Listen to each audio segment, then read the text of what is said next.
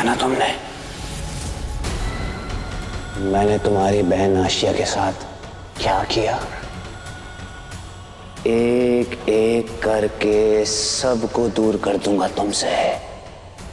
कोशिश करके देख रही है तो कर लो, क्योंकि कुछ दिनों बाद मैं तुम्हें तुमसे भी दूर कर दूंगा। बहुत जल्द फिर से मुलाकात होगी यीशु।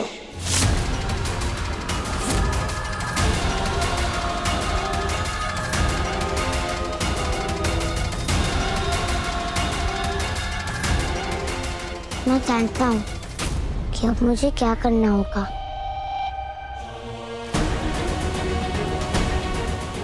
मैं आशा की जरूर मदद करूँगा, क्योंकि माँ कहती है कि परिवार का मतलब ही यह है कि सुख दुख में एक दूसरे के साथ खड़े रहना।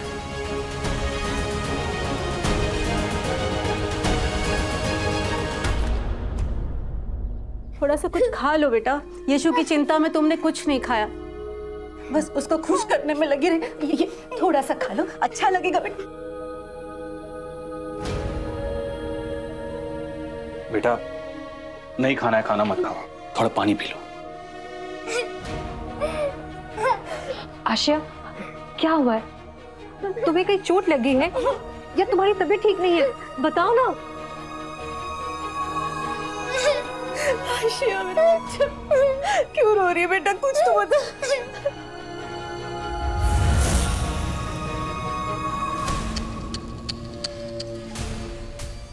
बेचारी आशिया, रो रो कर क्या हाल बना लिया है इसने अपना। कैसे संभालोगे अपनी प्यारी बहना को?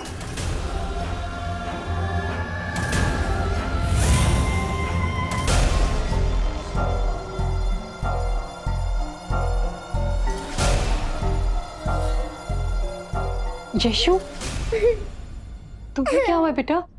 तुम ठीक तो हो?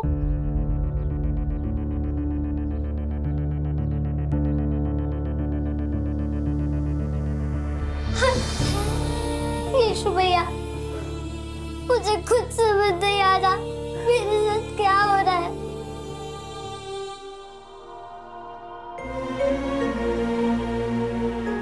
डरो मत आशिया, मैं तुम्हारे पास हूँ और घर के सारे लोग तुम्हारे पास भी है और तुम्हारे साथ भी। नहीं यीशु भैया, कोई मेरे साथ नहीं है। पता नहीं क्यों मुझे ऐसा लग रहा है जैसे मैं बिल्कुल अकेली हूँ।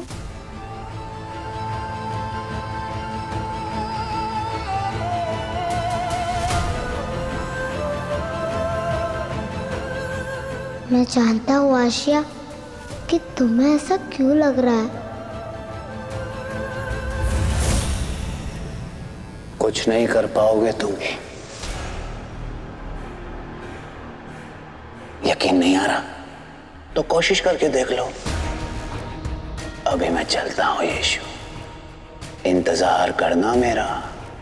और हाँ, तुम भले कितनी भी कोशिश कर लो मुझसे पीछा छुड़ाने की, लेकिन शैतान का साया हमेशा तुम्हारे साथ रहेगा।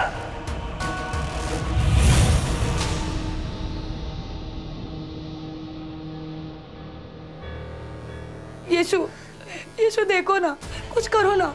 आशिया की हालत बिगड़ रही है यीशु। मुझे कुछ भी अच्छा नहीं लग रहा यीशु भैया। अरे अब अकेले आ गए। मैंने कहा था ना रब्बी गुरुजी को लेकर आइएगा साथ में। अब वही हमारी बच्ची को ठीक कर सकते हैं। रब्बी गुरुजी को सम्राट ने तुरंत बुलाया। वो तो राजधानी जाने के लिए निकल भी चुके हैं।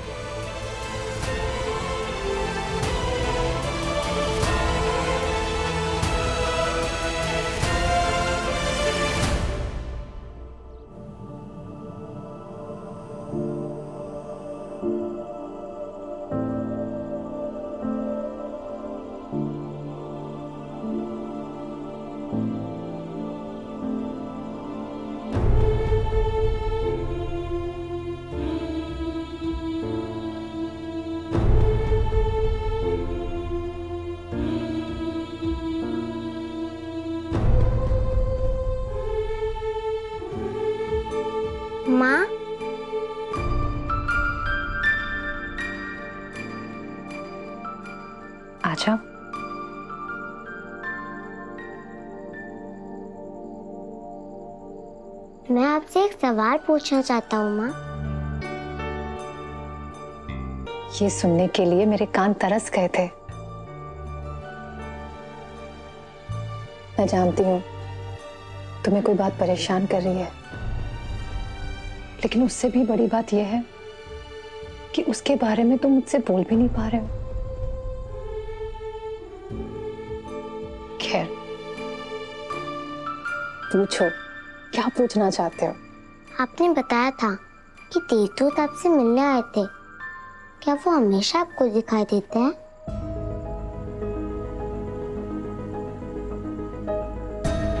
हाँ, मैं सच बोल रहा हूँ।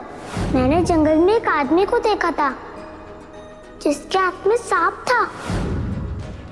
यीशु ने जरूर ऐसी किसी चीज का अनुभव किया है जो उसे परेशान कर रही है, और वो उसी बारे में मुझसे पूछना चाहता है। नहीं बेटा, देवदूत मुझे हमेशा नहीं दिखाई देते।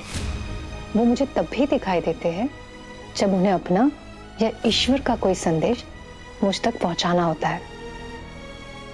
तुम भले कितनी भी कोशिश कर लो मुझसे पीछा छुड़ाने की, लेकिन शैतान का साया हमेशा तुम्हारे साथ रहेगा।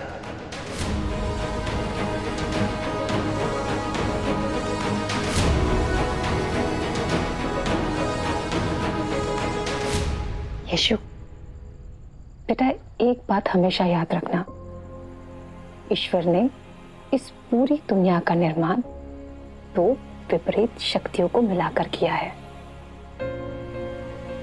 मैं समझा नहीं माँ।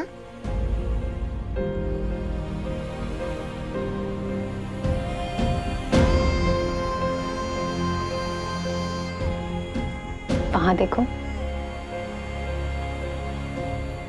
अब मुझे ये बताओ, उस दीवार पर तुम्हें क्या नजर आता है? आपकी और मेरी परछाई। अब ये भी बताओ कि वो परछाई तुम्हें किस वजह से नजर आ रही है? दीपक के प्रकाश की वजह से। बिल्कुल, एक तरफ दिए का उजाला है तो दूसरी तरफ साये का अंधेरा। दिन है तो रात भी है, अच्छाई है तो बुराई भी है, पाप है तो पुण्य भी है, आशा है तो निराशा भी, आंसू है तो हंसी भी है।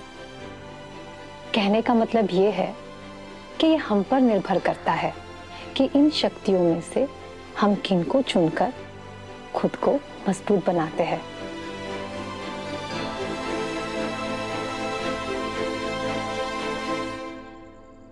यीशु, जब कभी भी ऐसा लगे ना कि अंधेरा बढ़ रहा है,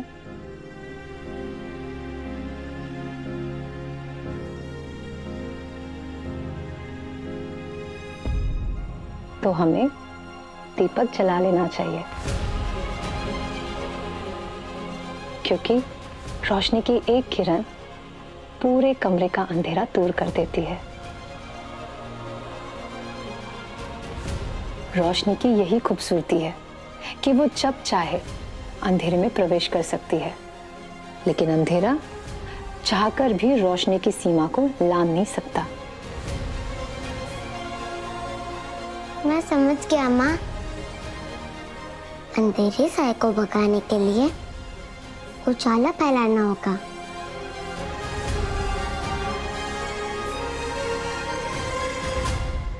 अब तुमसे मैं एक सवाल पूछूं?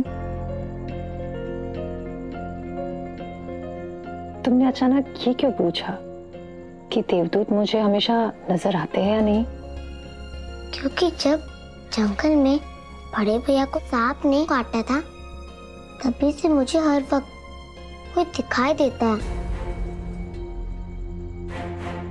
लेकिन वो देवदूत नहीं, शैतान है, शैतान है।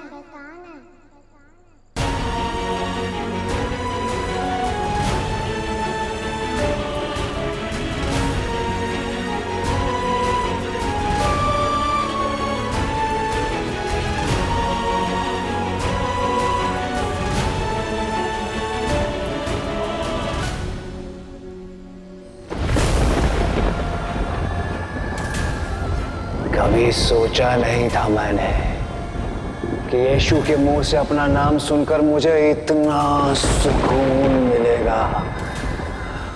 डरो डरो यीशु, डरो।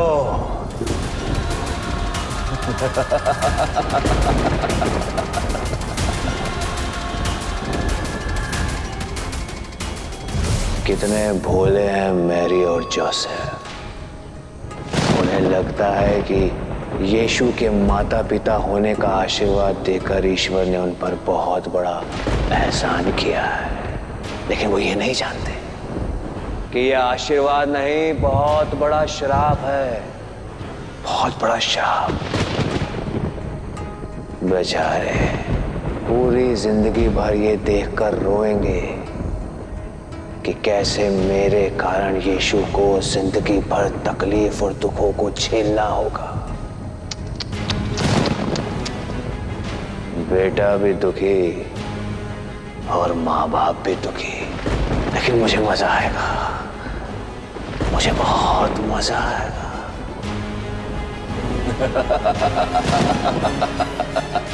क्या यीशु को लगातार शैतान दिखाई दे रहा था? जितनी बार यीशु ने शैतान को देखा होगा, उस पीड़ा को उसने अकेले ही सहा, और हम माता पिता होकर भी उसके लिए कुछ नहीं कर पाए, कुछ नहीं। हे ईश्वर, क्यों कर रहे हैं आप मासूम यीशु के साथ ऐसा? हे देवदूत, जन्म से लेके आज तक आप हमें यीशु को बचाने में मदद करते रहे। कृपया हमें कोई तो रास्ता बताइए कि हम अपने यीशु को शैतान से कैसे बचाएं।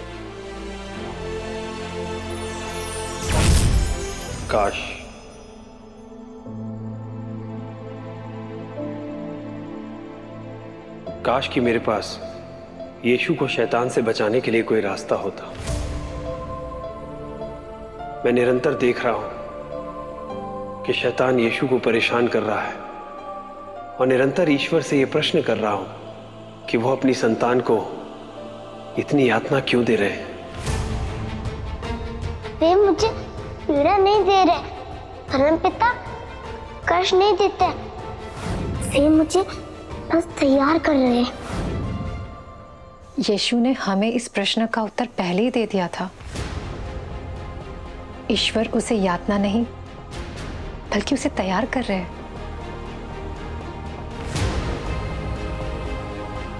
यीशु को अब सबसे ज्यादा जरूरत है हमारी, इसीलिए हमें किसी भी कीमत पे हताश नहीं होना। इंसान को आश्वासन की आवश्यकता होती है, इसीलिए हमें देवदूत दिखाई देते हैं, पर ईश्वर की संतान को भविष्य के लिए तैयार होना है, इसलिए उसे शैतान दिखाई देते हैं। यदि ईश्वर ने चाहा तो यीशु को शैतान के साथ साथ आप भी नजर आएंगे।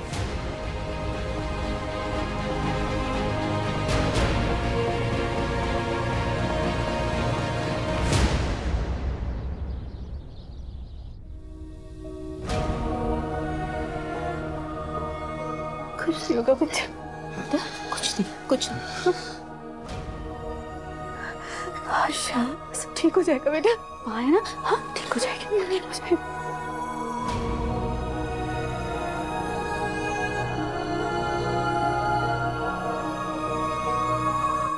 भाभी, हाँ, थोड़ा दूध पी लो बेटा, अच्छा लगेगा। लो नहीं, मुझे नहीं चाहिए। अरे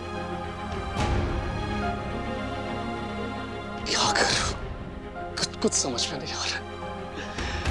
मैच ने कहा था कि अगर आज दिन भर आशिया की यही स्थिति रही तो कुछ भी हो सकता है, और उनके पास दवा भी तो नहीं है जिससे।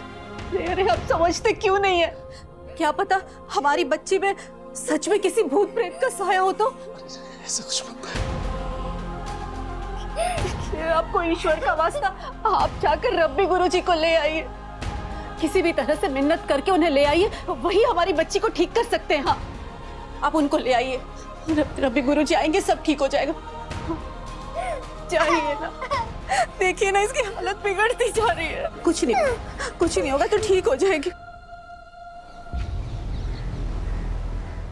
धन्य हो गया सम्राट, मैं आपको देखकर मुझे मेरी आंखों पर विश्वास ही नहीं आ रहा कि आप मेरे सामने साक्षात बैठे हैं। धन्य हो गया। हाँ ठीक है, बहुत हो गया। जी।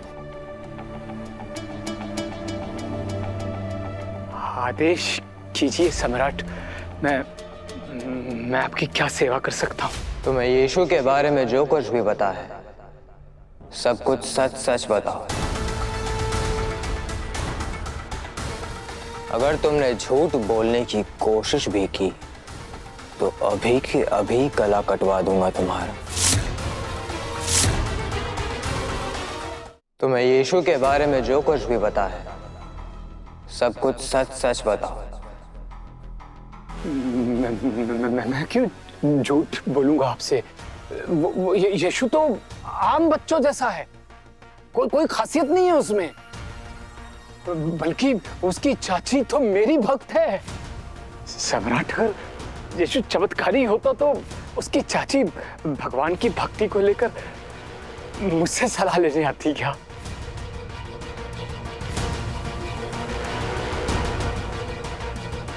बाहर प्रतीक्षा करो। जी जी सम्राट।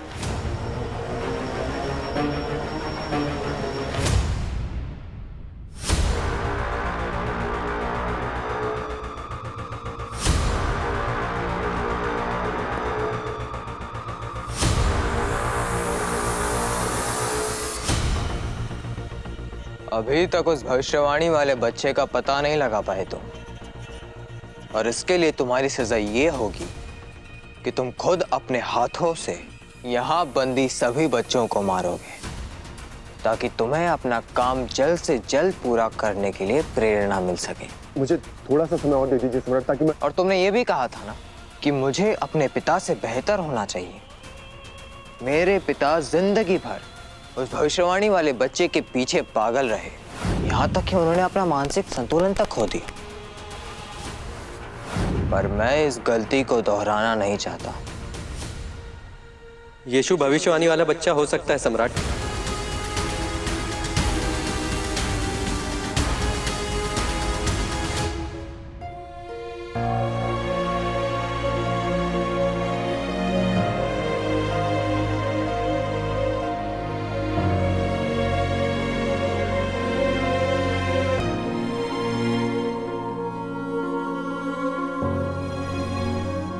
देखिएगा भाभी, आशिया यीशु की बात जरूर मानेगी।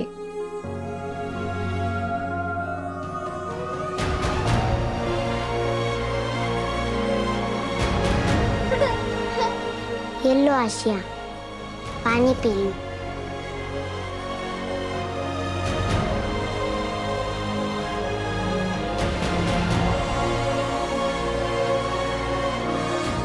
पी लो बेटा।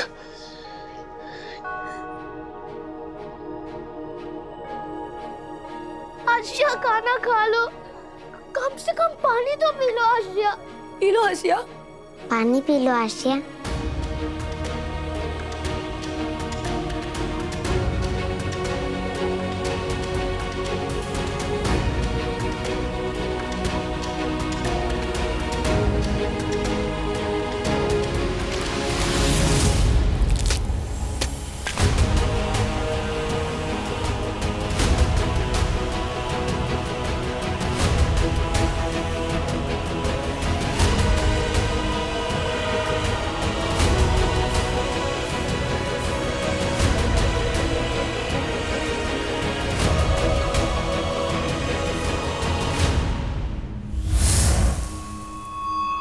यीशु,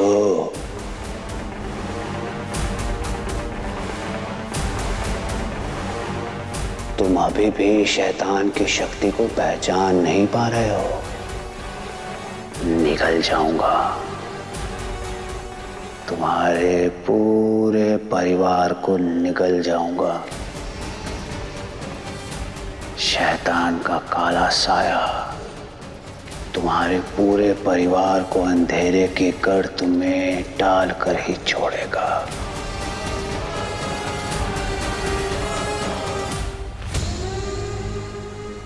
क्या कहा तुमने? यीशु वो भविष्यवाणी वाला बच्चा हो सकता है? जी सम्राट। रब्बी गुरुजी की पत्नी और उनकी बेटी से मेरी मुलाकात हुई थी।